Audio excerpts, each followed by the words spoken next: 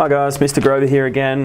Just going to do a video on congruence of triangles. Alright, so we're just going to add that in there. Okay, so as with everything in life, there are a set of rules that we have to abide by with congruence of triangles, okay? These are commonly referred to as these ones that I've got here.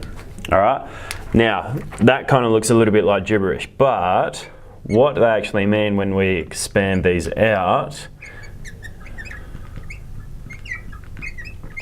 side angle side,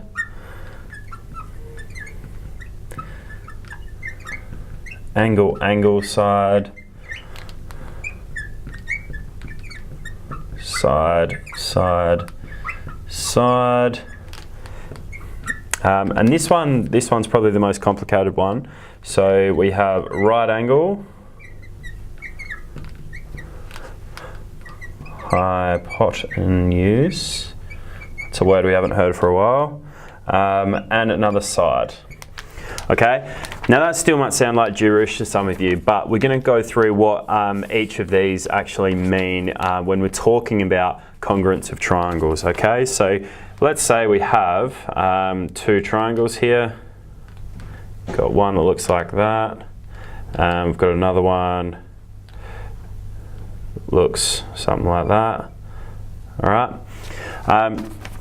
So we know they've triangles obviously got three sides. They've got three internal angles as well.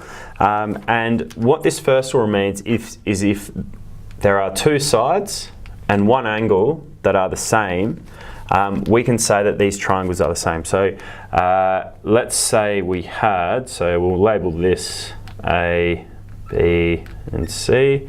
A, B, C.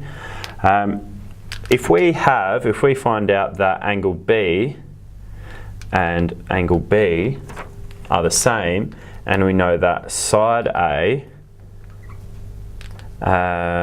and angle C are also the same, we can say that these two triangles are congruent. All right.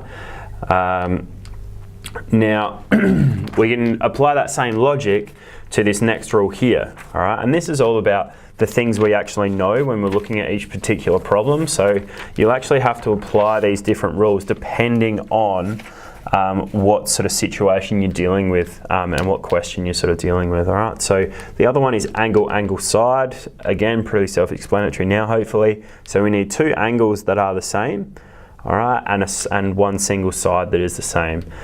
This one definitely very self-explanatory, that we have the three sides that are the same to their corresponding sides on the other triangle. All right. This last one I just want to go through a little bit separately. So this one has to do with right angle triangles, and it's got a bit of language. So hopefully we all know what a hypotenuse is, but in case we have forgotten since earlier in the year, we're going to go through that as well. All right. So we know our right angle is 90 degrees. And that goes there. Now we know that the side directly opposite the right angle is the hypotenuse.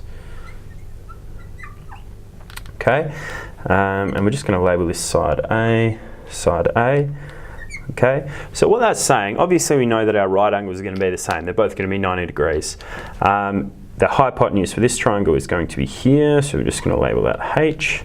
If those two sides are the same, so the hypotenuse are both the same, and another side that is not the hypotenuse is the same, we can also say that these triangles are congruent, all right, or are the same. Okay, yeah, cool.